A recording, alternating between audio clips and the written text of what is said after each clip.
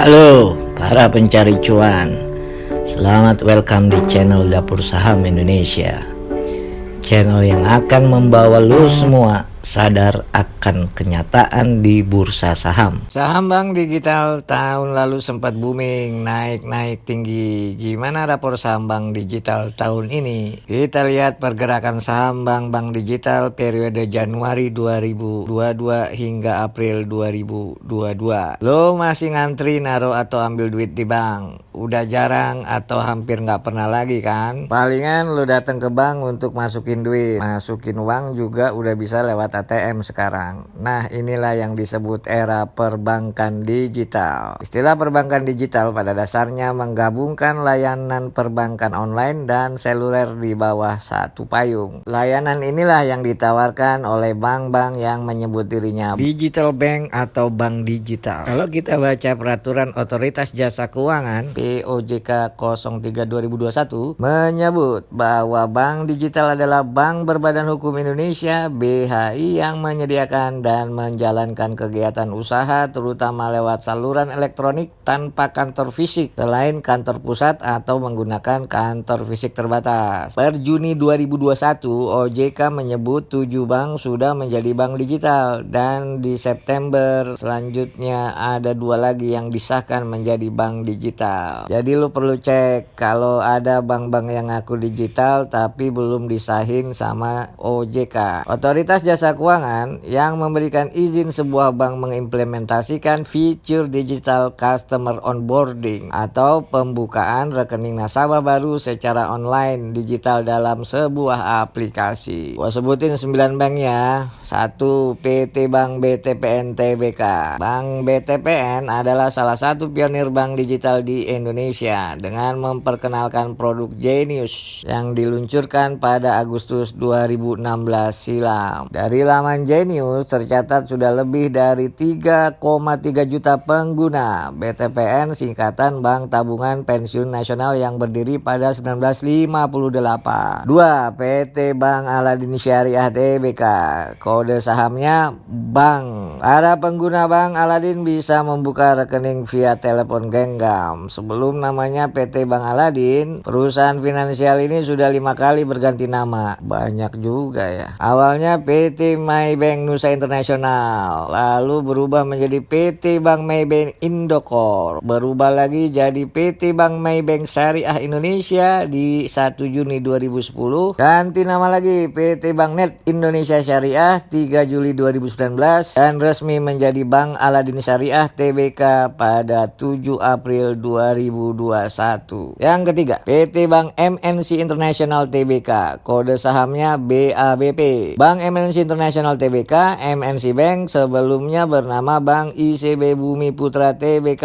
BABP ini didirikan di Indonesia dengan nama PT Bank Bumi Putra Indonesia tanggal 31 Juli 1989 dan mulai beroperasi secara komersial pada tanggal 12 Januari 1990. Yang keempat, PT Bank KB Bukopin Tbk, kode sahamnya BBKP, didirikan di Indonesia pada tanggal 10 Juli 1970 dengan nama Bank Umum Koperasi Indonesia disingkat Bukopin. Lalu mulai melakukan usaha komersial sebagai Bank Umum Koperasi di Indonesia sejak tanggal 16 Maret 1971. Dalam perkembangannya, Kukmin Bank Co. Ltd. telah menjadi pemegang saham mayoritas dengan persentase kepemilikan sebesar 67%. Kelima, PT Bank DBS Indonesia. Bank ini menjadi bagian dari kelompok usaha DBS Group di Singapura. Berawal dari PT Bank Mitsubishi Buana yang merupakan joint venture antara The Mitsubishi Bank Ltd dengan PT Bank Buana Indonesia. Saham The Mitsubishi Bank Ltd di bank ini diambil oleh DBS Bank Ltd pada 1997 dan menjadi PT Bank DBS Buana. Baru pada 2000 menjadi PT Bank DBS Indonesia setelah PT Bank Buana Indonesia melepas sahamnya. 6. PT Bank UOB Indonesia. Awalnya didirikan didirikan 1956 dengan nama PT Bank Buana Indonesia. Lalu 2010 PT Bank UOB Indonesia melakukan penggabungan usaha ke dalam PT Bank UOB Buana. Di tahun 2011 perubahan nama bank menjadi PT Bank UOB Indonesia seperti saat ini. Yang ketujuh, PT Bank Jago Tbk. Perusahaan ini memulai sejarahnya pada tahun 1991 di Bandung dengan nama PT Bank Artos Indonesia. Pada tahun 2016 perusahaan ini resmi melantai di Bursa Efek Indonesia. Pada tahun 2019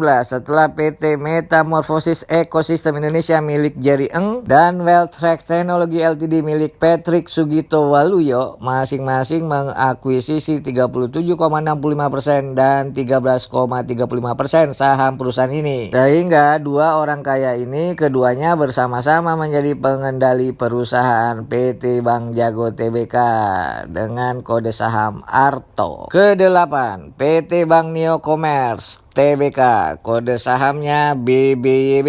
Perusahaan sebelumnya bernama Bank Yuda Bakti, dikuasai oleh grup Gosco Chandra Midarta Gozali bersama dengan sejumlah induk koperasi di lingkungan TNI, Tentara Nasional Indonesia. Namun, saat ini Bank Neo Commerce dimiliki Gosco bersama Akulaku, salah satu layanan finance technology di bidang pembiayaan konsumen. Yang terakhir nih, yang ke-9, PT Alobank Indonesia Tbk, kode sahamnya BBHI. Produk yang ditawarkan Aloprime dan Alopay. Sebelumnya nama perusahaannya adalah Bank Artagria, kemudian kembali menjadi Bank Hardagria hingga tahun 1996. Pada tanggal 2 November 2020, Megacorp telah mengakuisisi Bank Harda Internasional dengan nilai 308 miliar. Kemudian diganti namanya menjadi PT Alobank Indonesia. Dari 9 bank digital tersebut, ada 2 bank yang tidak melantai di Bursa Saham Indonesia, yakni PT Bank DBS Indonesia dan PT Bank UOB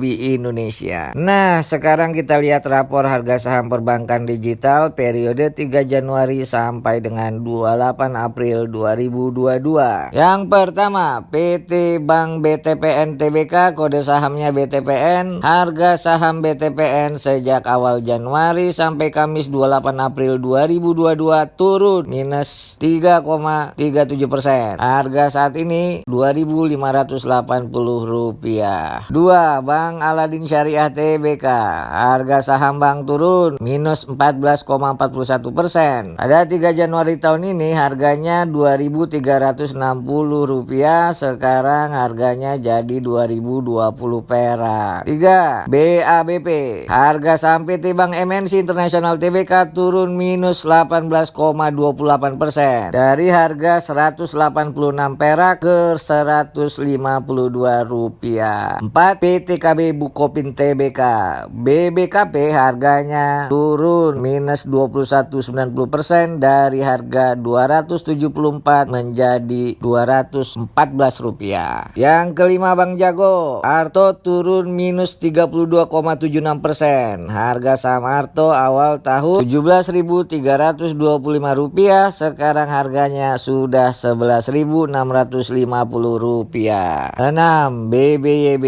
PT Bank Neo Commerce Tbk, harga sahamnya juga turun minus 34,82%. Dari harga Rp2.570 menjadi Rp1.675 perak. Yang ketujuh, PT Alobank Indonesia Tbk BBHI. Harga saham Alo naik sejak 3 Januari 2022 menjadi Rp6.500, atau dengan kata lain ini saham 47,08%. Jadi dari 7 emiten perbankan digital cuman BBHI yang harga sahamnya naik, sedangkan 6 emiten lainnya harga sahamnya turun loyo. Penurunan terbesar dialami oleh BBYB sebesar minus 34,82% dan disusul Bank Jago minus 32,75%. 0,76%. Asal lu tahu ya, tahun lalu banyak berita perbankan digital yang bolak-balik menyentuh auto reject atas arah. Tapi memasuki tahun 2022, sebaliknya bank-bank digital agak turun pamor nih. Bahkan sampai menyentuh auto reject bawah seperti dialami Arto dan BBHI. Nah, bagi lo yang mau masukin emiten-emiten perbankan digital dalam indeks saham pribadi lo, video ini bisa jadi bahan pertimbangan. Sekian dulu video kita kali ini, mudah-mudahan dikit-dikit ada manfaatnya.